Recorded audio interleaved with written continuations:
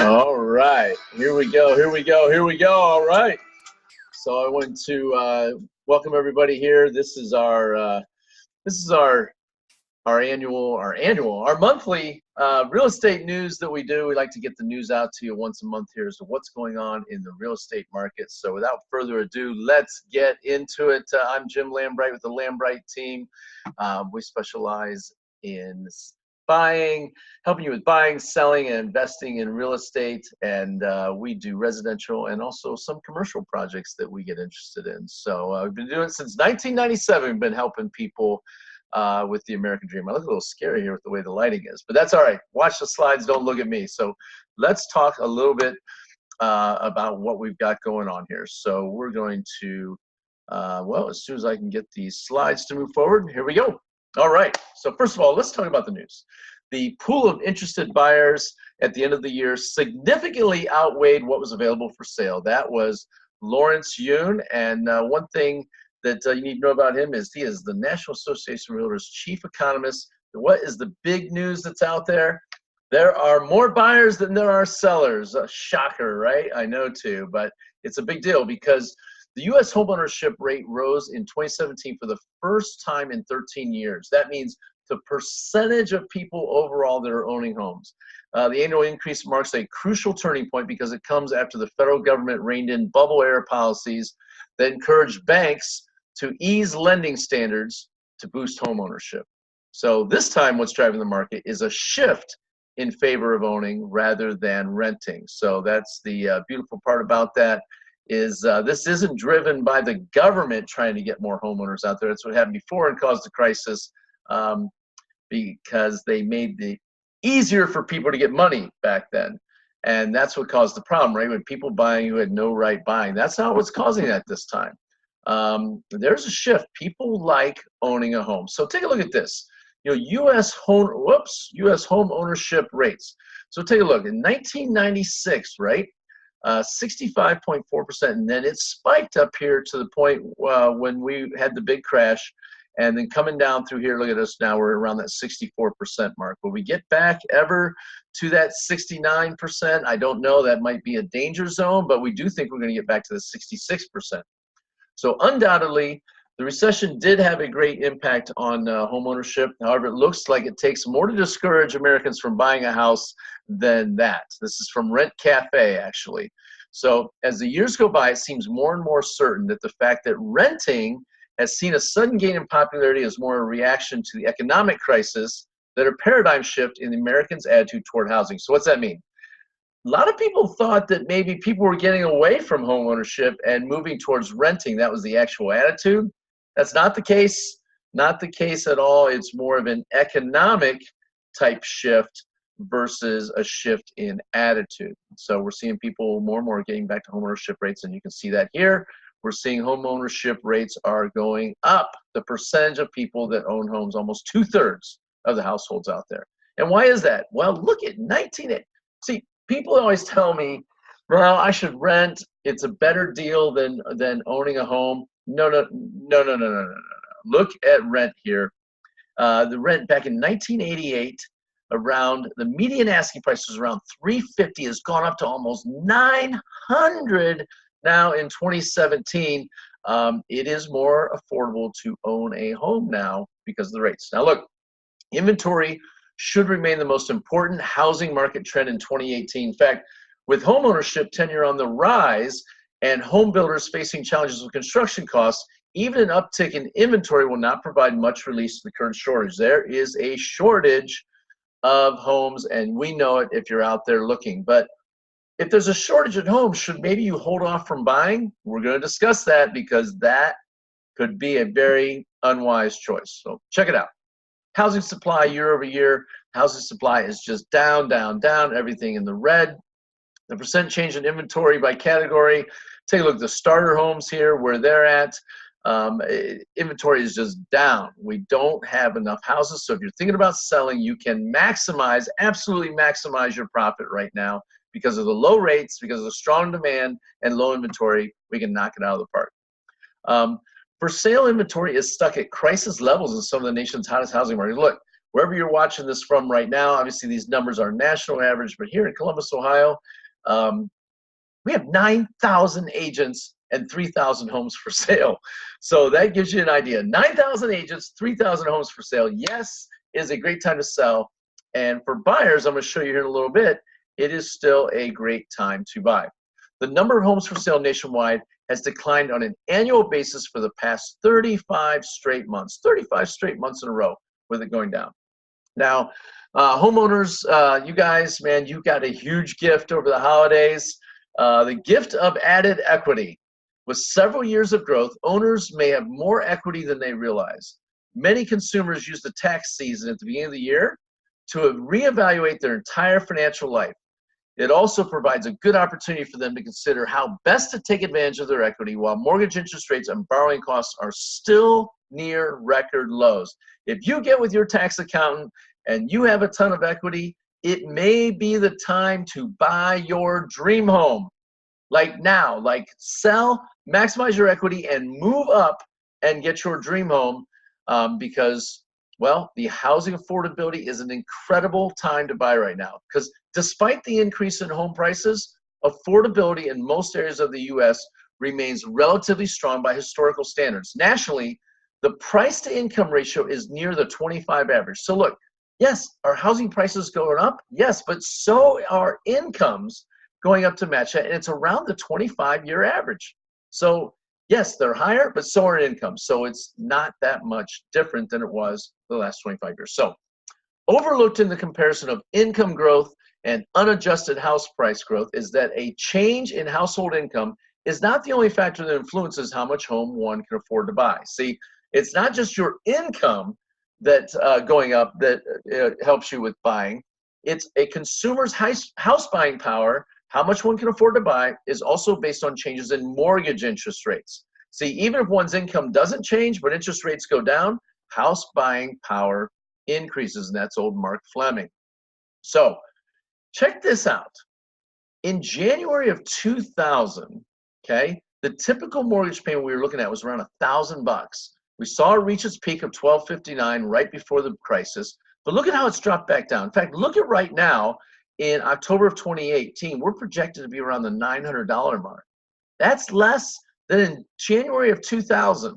So it is still a great time to buy, and we're finding the typical mortgage payment is still way less. We're not in any type of crisis mode or people are spending too much, you know, hellfire and brimstone, Armageddon. It's just not the case right now. We're not on a bubble, and we're not in bad shape as far as buyers being able to buy. Look, if you take a look at that slide, you go back and look at that, and you take a look at what the rents were. I'm sorry, the average rents were $900, and we're around $900 for the mortgage. It's a great time to buy.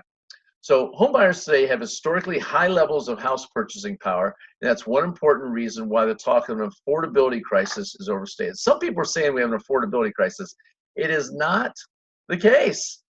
That is overstated. That is people that are in panic mode, and it is not the case right now. It can be misleading to simply focus on the rise in home prices when assessing affordability. While the inflation-adjusted typical mortgage payment has trended higher in recent years, in October of 2017, that's what we have the data from, that's why we're using October, it remained 36.2% below the all-time peak of $1,259 in June of 2006. That's because the average mortgage rate back then was 6.7%. Oh, we're going to see, oh boy, compared to an average rate of 3.9% in October of 2017. How cool is that? We're 36% below the all-time peak, right? And it's because of rates. The housing affordability is there because the rates are so crazy low. So what do we think mortgage rates are going to do? Well, Freddie Mac thinks they're going to go up. In fact, so does every single person out there. I got a graph here coming up in a little bit. Freddie Mac thinks we're going to go to 4.9% by the end of the year. Still an incredible rate. Anything below 8 is a great rate, but you know, they're going to go up. So why should you buy now if you're thinking about getting that dream home? Because you can buy the dream home still now at incredibly low rates before they go up and maximize your profit out of your current house that you're going to get. Now, some may be wondering if this is the last time we'll see a 3 handle on the 30-year mortgage rate. Never say never, but inflation is firming. The Federal Reserve's Beige Book indicates broad-based economic growth and labor markets are tightening. This means upward pressure on long-term rates like the 30-year fixed-rate mortgage is building, okay? So that means they're probably going up, okay? So 30-year mortgage rates, we see them have already been doing that since January, right after the first of the year, from 3.95. We're already in February, we're at 4.22. Rates are going up. The new tax code and its impact on residential real estate. Look, some places are predicting our actual year-over-year percentage change in price. Look at Ohio here, we're at 6.4. Some people are predicting that that is going to slow because of the tax code. Look, if you're just an average person buying an average house, it's not going to have an impact on you. But the Case-Shiller 20-city composite, that's 20 cities together combined, 6.4% year-over-year price change from last year to this year in November. So big jump, right? While tight inventories are still expected to put upward pressure on prices in most areas this year, we expect overall price growth to shrink. What's that mean? It doesn't mean prices are going to go down. It means the price growth, the percentage of it, is going to be smaller, is what they think, okay? With some states we're experiencing a decline because of the negative effects of the changes to the mortgage interest rate. Folks, most of that's going to be in California and in the Northeast. That's not going to affect us here in the Midwest. We don't have as high of property taxes and things. So because of the salt tax. And if any of that stuff's foreign to you, first of all, take it up with your tax accountant and with your CPA and things like that. But I did a video on what the tax cut was going to do. You can check it out on YouTube, and I can actually put a link on it here, and you can check it out. But the local deductions under the new tax law. That's Lawrence Yoon. That was our chief economist with the National Association of Realtors. The forecasted year-over-year percentage change in price in Ohio, we're at 4.1%. That's the forecast. Still good appreciation and price growth going on. You'll see some that are not as optimistic. They're showing Ohio 2.4%, but still showing growth, okay? National Association of Realtors projected tax reform impact on prices in 2018 is showing them going down. The price projection, right, of the growth of going down by 0.7%, still showing growth, but 0.7, they have a little more of a negative viewpoint on what it's going to do. But here's the thing. Here's what we don't know. Lou Down of Genworth Mortgage Insurance, their chief economist, says this. What is causing the disagreement about the net effect of the new tax law among housing economists? Well, there's 3 things. Number 1, what will be the strength of the income effect from the tax cut? What's going to happen? What are people going to use the money on? How much of that tax savings will go towards housing? And how much of those tax incentives change people's choice from owning and renting? Will these tax cuts encourage more people to go from renting to buying? We don't know. It's a decision-making factor, and it's going to be really interesting to watch and see what happens with it. But more money in more Americans' pockets is a good thing with the tax cuts, okay? Now, what about the dreaded housing bubble? In fact, this picture, that's what that is. That's a housing bubble. If you take a look at that picture there, doesn't exist. It is a myth as of right now. A fairy tale, does not exist. It is premature to worry about a housing bubble. Here's the warning signs. The typical warning signs: excessive debt levels, poor quality loans, exponentially increasing home prices. These aren't exponential, these are linear. And rising vacancy rates and or poor affordability compared to the past, and a high number of internet searches on house flipping. They're just not present. They don't exist. The loans we're making are good loans. The houses that are being bought are not vacant. People are living in them. In the past with the bubble, somebody from Minnesota was like buying like 5 houses in Vegas and letting them sit vacant and then flipping them. That was what was happening. There was no, like the military calls it AIS, butts in seats. You know what I mean? AIS, you get it? That's my little military joke there for you. But anyways, my thoughts on the recent discussions of housing bubble. The bar for a housing bubble is higher than just prices being above some fundamental value. There must be widespread behavior change as well, such as higher levels of fraud and speculation. That's Lou down. We don't have the fraud, we don't have the speculation, we don't have these crazy loans out there that we were doing before in the past. They just don't exist. There's no housing bubble. So U.S. home prices are on track for a 5% nominal gain for the fourth consecutive year, returning national prices to their highest level since 2007. Now, the prices aren't a bad thing again. Don't forget, don't freak out, right? House prices go up normally. Okay, we're back to '07 prices finally. The growth has been driven by historically low mortgage rates and low unemployment, plus solid population and personal income growth rates. See, the population has grown. There's more people to live in these houses. Okay, that's a good thing. No vacant homes. And Fitch views several Western cities as overvalued. That's not us. That's out on the West Coast, things like San Francisco and stuff like that. But a meaningful correction should only be triggered by an unexpected economic shock. That, a bomb dropping on North Korea or something crazy like that. I shouldn't even say that, but you know what I'm saying. It'd be something catastrophic to make things get shook up here this year. Okay? Average probability of home price declines. If you look at us, minimal chance in the state of Ohio of that happening. And so here's our updates, okay? Let's talk about sales updates. We'd like to go over the sales. As we know, days on the market, incredibly low. They're showing Ohio on here, 40 to 60 looking. That includes Cleveland, Cincy, and Toledo and stuff. It's less than that in Columbus. We are really low on the days on the market. Existing home sales are up, up, up, up, up. And you see this graph here shows the Midwest off a little bit on existing home sales. That's just because there weren't enough houses to sell, or our prices went up. Same thing with existing home sales in thousands, they're up. New home sales up. New home sales annualized in thousands up. Look at that graph going up. New home sales. Interesting thing about it when you're looking at that is that 200,000 range, 25%, 22%. Right there's a good price range for people looking for houses right now. New homes are selling fast. We're saying the median months from completion to sold, 3.2 months for new homes. Total home sales, everything is up. This is seasonal, just like we normally expect. We'll see that happening here as we're going on. Pending home sales up.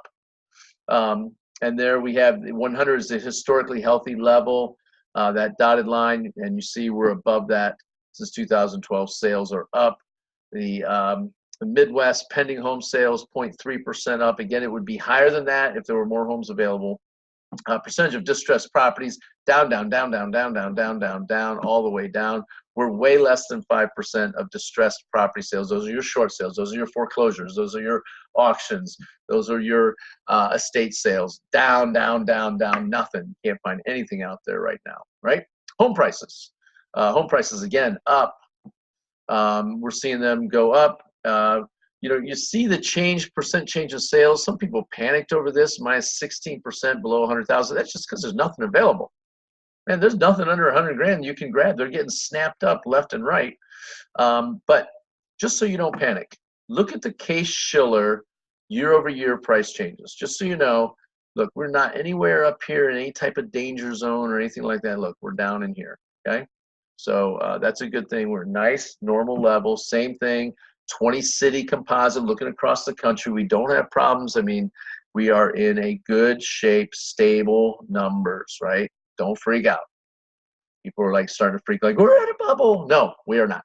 Okay. Forecast said year-over-year percent change in price. They're saying 4.1% in Ohio, and that's a great, nice, solid number. Here's something good news. The appraiser home value opinions compared to homeowner estimates, we're getting less and less appraisal challenges across the country for these houses going into contract. We're getting less appraisals cut. We were getting close to 2% of them cut there for a while, which sucked. You'd go to closing and buyer, seller agree to buy, seller agree to sell, come together on a price, and appraiser said, nope, we're only going to appraise it for this. And the whole thing gets cut. Not good for anybody when that happens. And we're seeing less and less than 0.5% now. Only 1 out of every 200 sales. Housing inventory. Housing inventory, as you see it, the seller traffic is showing weak in Ohio. I disagree in Columbus. Seller traffic's been strong. Lots of foot traffic coming through. Months inventory of homes for sale, down, down, down, down, down, down, down. The inventory is down. In fact, if you have a house, we need it. We can sell it, and you can get it gone, and we can make it happen quick. That was my commercial. There you go. Months inventory of homes for sale. Again, you can see the graph down, going down in through December. Let's hope springtime brings some back, but I doubt it. With a lot of people listing, just not going to have enough. Again, year-over-year inventory levels, you can see they were down. Again, new home inventory, months supply, 5.7 months. Look, it takes 6 months to build a house. In fact, if you've ever considered doing a new home, it is a great time to look at new homes right now. Stacey and I have the hookup on all the new homes. Some of you may know we used to do new home sales back in the beginning in our career in the late 90s and early 2000s. So new home inventory, again, months supply, 5.7%. Buyer demand, it's crazy. It's off the hook right now. It is strong buyer demand in our traffic. Our foot traffic, incredibly up. Lots of people looking in the last 12 months. It's been crazy. Even over the holidays and the winter, we sold some houses in between New Year's and Christmas. It was crazy when sometimes some realtors take all of December, January off. We were selling houses when there's a foot of snow on the ground. Indicator of future sales. I mean, foot traffic is really a good indicator of sales. Buyer demand strong. We know that, and everybody knows it. 30-year fixed rates. What's going to happen with mortgage rates? Well, we think they're going up. So does everyone else. And the graph shows that, you can see that there, they are starting to go up. Here's the mortgage rate projections. If you take a look at everything, Freddie Mac's showing the highest of going to 4.9%. You got Fannie Mae, Mortgage Bankers Association, and NAR. If you take the average of all four down here in the lower right-hand corner, is showing an average, they're combined of all of them at 4.58. That's 0.5% higher than where they were. So yes, they're going up, and we all agree with it. It's going to happen. Again, Freddie Mac thinks 4.9 is where they're going to go. Okay, that's going up. You see the graph up. It's going up. So, mortgage credit availability. I mean, can you get a loan? Well, here's the thing. It's not becoming so available that it's going to cause a problem in the housing market, but it is available for people out there. You can get a loan, and just so you don't panic, see this big spike right here in 2005. That's when they made it so available for people that it was crazy. I mean, anyone could get a loan. You could be two of you working at McDonald's, and you could come in and do what we called a liar's loan, and you could say you made $100,000, and they'd give you a loan on it. You just had to pay a higher rate. It was called a liar's loan for real. We used to call it that. But that was back then. We're not doing that anymore, man. That stuff's not available like that. In fact, here's the average days to close, 46 days to close. Look, depending on who you go with, it can be longer than that. Be very careful who you choose for your mortgage lender. We have ones we approve. Get a hold of us, and we can show you some good ones, give you a couple choices to interview and check out. Who you choose to do your loan can make or break you when you're buying, because you get out there and you have the wrong loan with the wrong bank. Some sellers won't accept it because they're taking too long to get them through the closing. So get with us. We can tell you some good ones. FICO score requirements, the average still around 722. But here's what I want people to know. Some people think you need a 750 score to be able to buy a house. Look, more than 50% of all the loans that closed were less than a 750 score, between 600 and 750. Some people even close loans between 550 and 600. So if you have extenuating circumstances, get with us. We can help you get mortgage credit repair. We can get you in and get your credit cleaned up and get your score. But you don't need a A+ tier to buy anymore. Like it's a very common misconception. You don't need a perfect score. The average score with FHA is 680, right? Some of the banks are looking for 750 and things like that, but 680, that's a very average score for people to have. And the back end, what they call your debt to income ratio, go 43% was the average with FHA. Look, I've seen them go as high as 50. That means all your debt combined plus your housing debt, 50% of your income. So we can talk to you about that and get you set up. You don't have to ignore all that. So here's all my resources for everything that all those quotes that I got and stuff like that. I didn't just make this stuff up. I pulled all that out of there. And I want to thank you for taking the time out here to take a look. I'm going to stop my video, but just want you to know, Stacey and I have been doing this a long time, and we're interested in helping. Look, we want to help you buy a house. We want to make sure you're confident in your decision. And our motto has always been, we're not out just trying to get a commission. We do get paid to do this. Like if you're a buyer, we'll take you out and help you buy a house, and the seller pays us to bring a ready, willing, and able buyer. But we're not out just to get paid. We're not starving realtors like some of them out there where they're just trying to get a deal done. We want to make sure you understand everything that's going on in the market, where it's going. The last thing we want to do is stuff people into houses that they're going to be stuck with. You know, somebody the other day came to me, they were qualified for 200,000, and when I really sat down with them and talked to them about what they were comfortable with, they were first-time home buyers, they're expecting a baby, and showed them a $130,000 house instead, just because you know, it's not all about just making that commission check. I wanted to make sure they're able to actually enjoy living in their home and not be in house poor. That's just one of the things that we do. Look, if you know people that are in a distress situation or getting a divorce or something happened in their health care, we still do short sales. I know other realtors hate them.